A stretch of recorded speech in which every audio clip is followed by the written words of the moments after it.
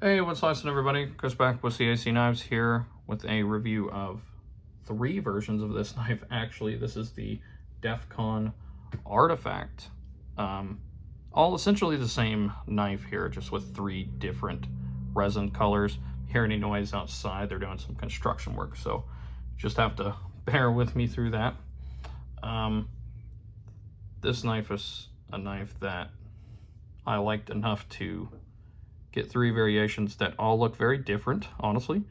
Granted, the blades of both of these are exactly the same. They are all in this resin handle material, 14C28 and blade steels. They all have this Axis style lock. They all have very minimal, pretty much anything inside there. They don't really have steel liners. It's mostly just these resin handles, which is both a positive and a negative, and we will get into that today. Let me quickly show off the looks of these kind of up close. This one is in crazy multicolored resin here, with a satin blade, of course, and this side looks honestly better, in my opinion, on this knife. This is the only one of these 3 I will not be keeping. I will be selling it on my eBay page of Ohio 9. If you'd be interested here soon, it will be discounted. Let me know you're from my YouTube channel and I'll take $5 more off. This one I love, especially out in the sun. Eventually in my shorts series, I'll show this knife off in the sunlight because that gold glows out in the sun. But this is the black and gold resin one. This one's awesome. Maybe my favorite, actually. And then this one's in the red, white, and blue resin. Very pretty. The satin blade on this one as well.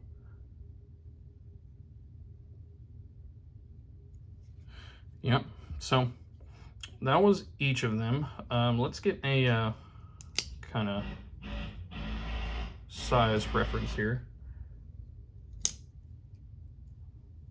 on them. Yeah, like I said, you'll have to excuse that construction work they're doing.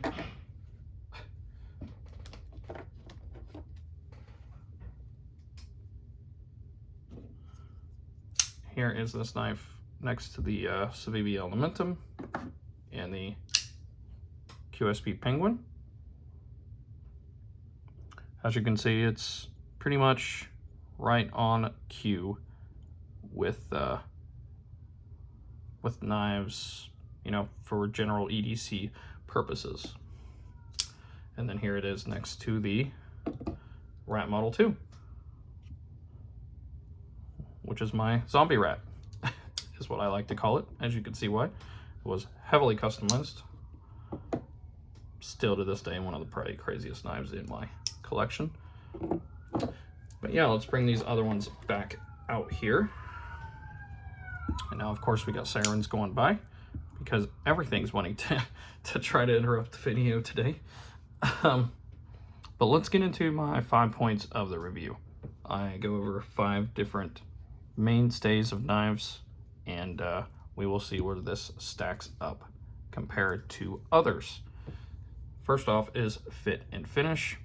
Well, I have 3 different versions of this knife, and from what I can tell, the fit and finish is pretty top tier. I've went through all 3 of them. They all are pretty well centered as far as I can tell. The resin looks good. I have no issues with any of them. And yeah, I've not noticed any fit and finish problems. And considering I have 3 different samples of 3 different kinds, I can pretty accurately say the fit and finish is pretty top tier, considering this knife only costs between, you know, $50 to $70. I would say $55 to $70, depending on where you shop, when you shop. If you use like the White Mountain Knives discount code or any other sales, get it on Whatnot, things like that, you can find it between $55 to $70. Price for the materials and the work. Well, let's take the upper price of $70. So for $70, you're getting 14C28N, which is pretty much the steel that's been showing up on most knives here lately, between, you know, 50 to 90 bucks. So yeah, it's right in the ballpark with that. It's on nice bearings, has an access lock that works very well. You got UNIQUE Resin handles that aren't really available anywhere else. Not sure how much those cost since they're somewhat new, but considering Smoky Mountain Knife Works released the Elementum knife here recently, and it costs $75, I would say these are about, you know, right in the ballpark of being the correct price range. So we'll give it a 10 out of 10 for the price for the materials as well. Smooth action and fidgetivity, yeah, very smooth action, very fidgety. The one with the best action is probably the one with the black blade. Now I don't know if this is PVD coating or not, but yeah, I would say of these three it has the best action. I don't know if that's meaning that the ones with the satin blades all have a little bit less action. Maybe they take longer to break in.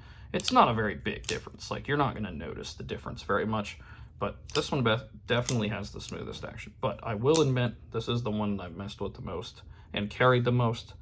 So there's a good chance it's just because I've, you know, had it out the most and broken in more than the other two. This one I haven't carried at all, especially since I was kind of thinking of selling it since I got it. It was my least liked of these two, and then I got this one later on, and I was like, okay, time to sell this one. But anyway, for the fidgetivity, yeah, definitely a 10 out of 10, definitely smooth action. That is not an issue with this knife. Is it easy to carry? Well, I will tell you right now, for being the average size, just like the, you know, Elementum and stuff, this is easily probably one of the lightest knives you will ever carry. And the reason for that is it has resin scales, which are already very lightweight. They pretty much have nothing to them. But it barely has any steel in it. And it might be kind of hard to see that. But there's a little bit of steel up here, just for like the spring axis locks. And then of course the pivot, all the screws, the pocket clip, that's all steel, right? That's all metal. And the blade, of course, is metal. But the handles themselves are very light. And I mean, you can kind of feel it being blade heavy a little bit, not as much as you'd think. I think the pocket clip helps balance that out. But yeah, it's very lightweight. Maybe one of the most lightweight knives I've ever held, especially for, you know, standard EDC size like these are. If it was a smaller knife, I'd understand it a little more. But man, these are very light. Now, what is the negative of that? Well, since these are just resin scales, they're not going to be like extremely durable. This knife is going to be purchased with the sole intent of normal kind of lighter EDC work, you know, breaking down boxes, opening packages, you know, cutting rope and stuff, things like that. You know, you're not going to want to be hammering these handles or anything. Not that you should do that with your knife anyway, but if you are in an environment where your knife bashes on things all the time and stuff, resin handle scales are probably not going to be good for things like that. So just keep that in mind. If you're wanting a tough, hard use knife, there are plenty of options out there that use titanium handles that are around $100, a little bit over, a little bit under, depending on the knife you choose. That's what you want to get for a hard work knife, is, you know, titanium handles. And if you're kind of going to be bashing it around, you probably don't want to get these pretty scales anyway, right? You might as well stick with something like G10. This is for somebody who wants to carry something a little bit nicer looking, but isn't going to be doing anything insanely difficult with their knives, insanely tough. They're going to want to keep those scales in nice, pretty shape, right? Because you can get a lot of basic options. You're choosing this knife in particular because of the scales. So I would say it's very easy carry, very lightweight. You know, 10 out of 10 for that, but the durability of the handles, you know, like I said, for normal EDC knife use, they're fine, but just keep in mind, resin scales like this generally scratch easy. Mine have not scratched, but it's just something to be aware of. Are they easy to maintain, clean, and sharpen? Well, the thing with Axis style locks is they can be kind of a pain sometimes, especially for somebody newer to maintaining knives, because they have springs in there, and they're little kind of curl springs. They go around the studs here, and they come down, and then they come backwards. And that spring is under tension, and it has a spring on both sides. And that is what's locking your blade in place. That is why you have to, you look on here, that is why you have to pull this back to disengage, because that is being held in by those springs. So yeah, it kind of makes it a little bit more difficult to take apart. Then again, this knife only has, you know, 2 screws on each side. Pocket clips do not have to be taken off, or the pocket clip screws do not have to be taken off to take this knife apart. You just, you know, bam, bam, pivot screw out, this handle scales off. And then you can do whatever you want inside. Just be aware that, you know, that locking system, especially for more beginners of taking knives apart and putting them back together, can be a pain sometimes. So I'll dock a half a point for that, just for it not necessarily being a beginner-friendly knife. So 9.5 out of 10. Overall, to me, these knives are perfect for what they were intended for, which is lightweight, easy EDC use. That looks a little bit more fashionable. They're very affordable, being $70 or less, depending on where you buy them. And, you know, if you get multiple of them, you can have very different ones. I mean, if we just look at these two alone, you know, these are very different aesthetics. Somebody sees these in your knife box and they're not close to each other or anything, they're gonna think these are entirely different knives, even though they're actually the same ones, right? But yeah, I think DEFCON hit it out of the, like, knocked it out of the park with this model. They have many different other versions that I don't even have. They have some with metal handles. I'm sure those are a lot heavier. Of course, they're going to be a lot heavier. They're not resin, they're metal, right? They got some other resin colors as well. Some of them have been selling out. I know the black and gold and the red, white, and blue are becoming very popular, and trust me, they're the ones I got for a reason.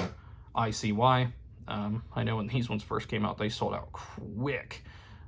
DEFCON does have some versions also on their website. They're probably the most expensive on DEFCON's website.